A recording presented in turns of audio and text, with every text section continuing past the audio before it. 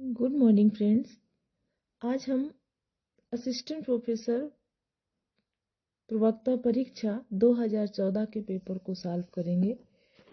तो इसमें पहला क्वेश्चन है, निम्नलिखित में से किसने दक्षिण भारत में खिलजी प्रभुत्व को स्वीकार नहीं किया?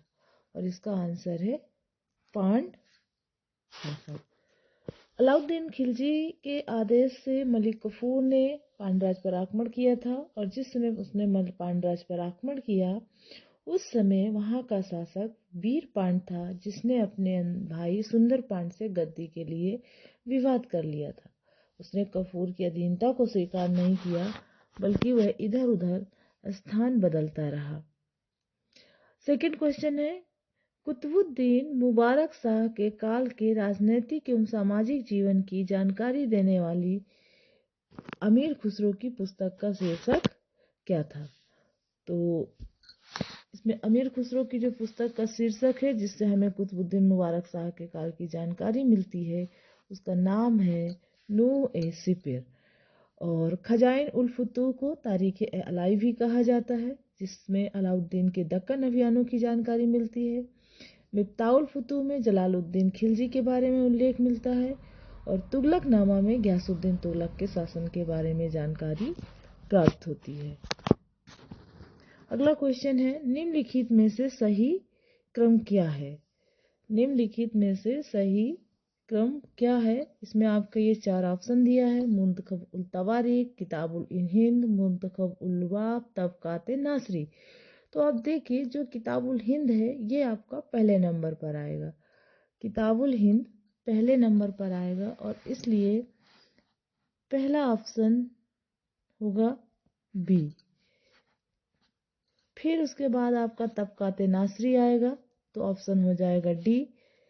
और अब हम यहाँ देख लेते हैं कि बी और डी पहले किस में है, तो ये ऑप्शन बी में है। और इस तरह से जो पहला क्रम है, मुंतखब उल किताबुल हिंद अलबरूनी की रचना है, तबकात नासरी मिनहाज सिराज की रचना है, मुंतखब उल लुबाब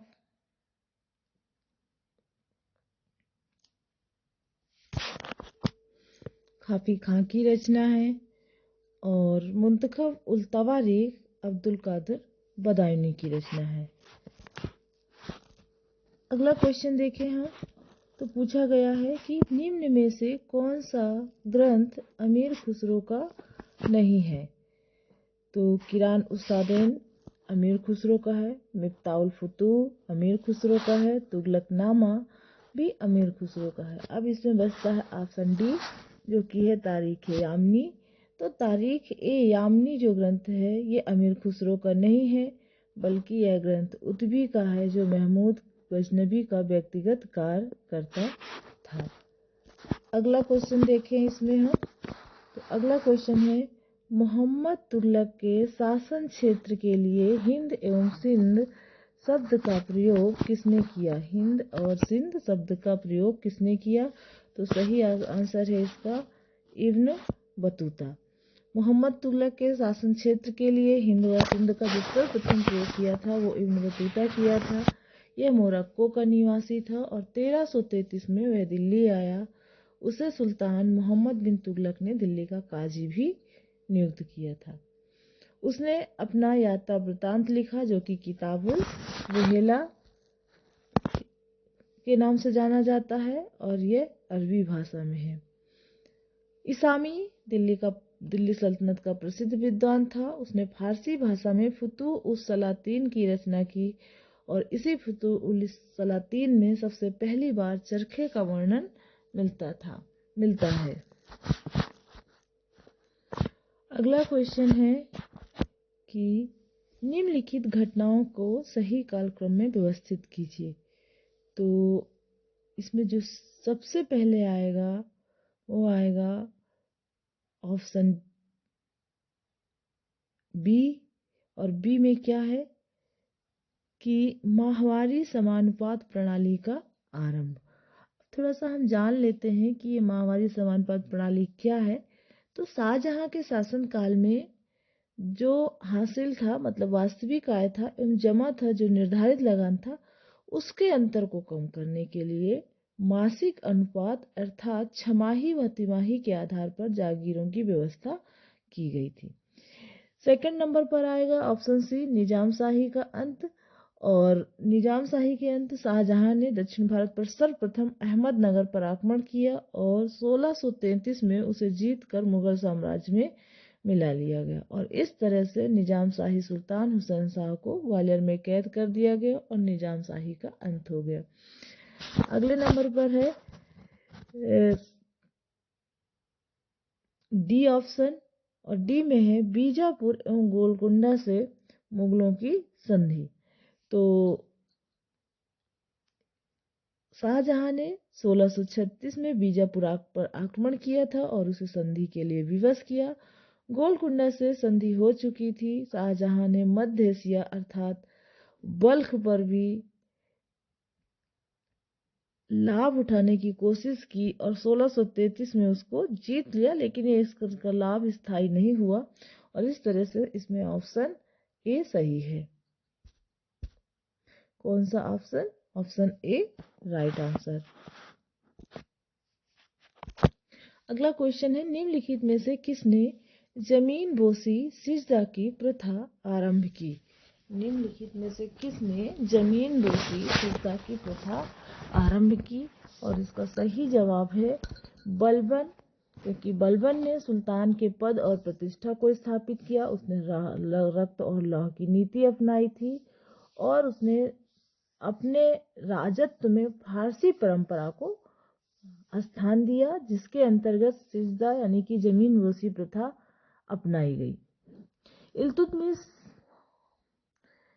की दिल्ली सल्तनत का वास्तविक संस्थापक माना जाता है। उसने सुल्तान के पद, सिक्के तथा सुल्तान की सेना का विचार दिल्ली को प्रदान किया। नासरुद्दीन महमूद का समय 1246 से 1265 के बीच माना जाता है और मिन्हाज सिराज ने जो अपनी पुस्तक लिखी ताबकात नासरी, वो नासरुद्दीन महमूद को ही समर्पित की। नेक्स्ट क्वेश्चन है, बीजापुर में गोल गुंबद किसने बनवाया? बीजापुर में गोल गुंबद किसने बनवाया? और इसका सही आंसर है बीजापुर के सूबेदार यूसुफ आदिल खान ने। तो इस तरह से इसमें जो ऑप्शन सही है वो ऑप्शन डी सही है। अगला क्वेश्चन है, सल्तनत काल में जमीन की माप के लिए क्या शब्द प्रयुक्त होता था? तो इसमें जो शब्द यूज होता था वो मसाहत था। सल्तनत काल में भूमि के माप के लिए जो शब्द यूज होता था वो मसाहत के नाम से जाना जाता था। इस्लामी अर्थव्यवस्था संबंधी सिद्धांत बगदाद के मुख्य काजी अबू याकूब द्वारा लिखित किताब उल खराज में लिपिबद्ध है। मसाहत में भूमि पैमाइश के आधार पर उपज का निर्धारण किया जाता था और इस प्रणाली को अलाउद्दीन खिलजी ने प्रचलित किया था। सल्तनत काल की जो अन्य अनुमान आधारित पद्धतियां थी वो थी बटाई और मुक्ताई। तो बटाई वह लगान प्रथा थी जिसमें वास्तविक उपज में से राज्य का निर्धारण किया जाता था और बटाई प्रणाली को विभिन्न नाम से भी जाना गया है, जैसे किस्मत गल्ला, किस्मत आला, गल्ला बख्शी अथवा हासिल। मुक्ताई भी लगान की एक मिश्रित प्रणाली थी और यह प्रणाली हिस्सा बांट पर आधारित थी। नेक्स्ट क्वेश्चन है, कौन सा कथन सत्य है? निम्नलिखित में से कौन सा कथन सत्य है? तो मुगल कालीन भारत में नील की खेती दिल्ली और आगरा प्रांतों तक ही सीमित थी, जो कि सही नहीं है, क्योंकि बयाना में भी नील की खेती की जाती थी। मदद ए मास अनुदानों को औरंगजेब ने वंशानुगत बना दिया था, ये भी सही नहीं है। और जहांगीर ने अलतमगा जागीरों के स्थानांतरण की प्रथा आरंभ की, तो ये सही है। और इस तरह से जो इसमें सही आंसर है वो सही आंसर है ऑप्शन सी। कश्मीर में भू राजस्व निर्धारण की जाप्ती प्रणाली आरंभ की गई, ये भी गलत है।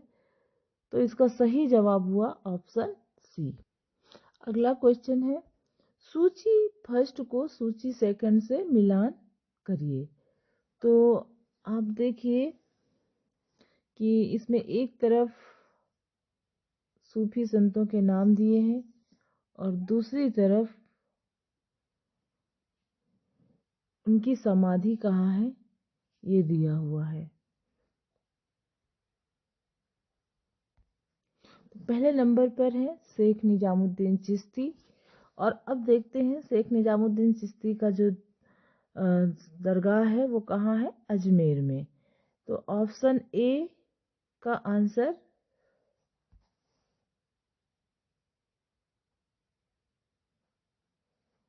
फोर हो गया। ऑप्शन ए को हम इससे मिला देंगे। फिर उसके बाद देखेंगे कि शेख बहाउद्दीन जकारिया। तो शेख बहाउद्दीन जकारिया का जो समाधि है वो मुल्तान में है।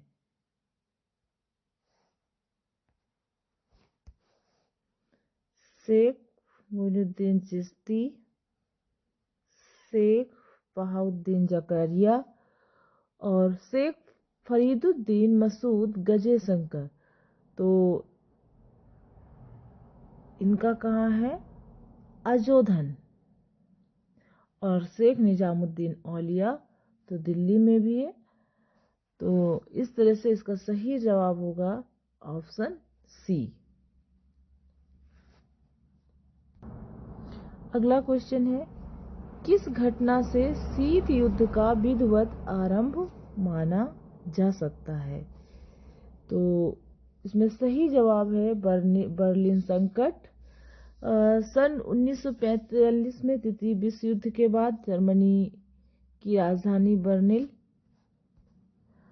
बर्लिन पर कब्जे को लेकर सबसे बड़ा सैन्य राजनीतिक संकट था, जिसमें सोवियत संघ ने पश्चिमी सेनाओं को पश्चिमी जर्मनी से हटाने की चेतावनी दी थी और जिसकी वजह से स्थिति काफी तनावपूर्ण हो गई थी।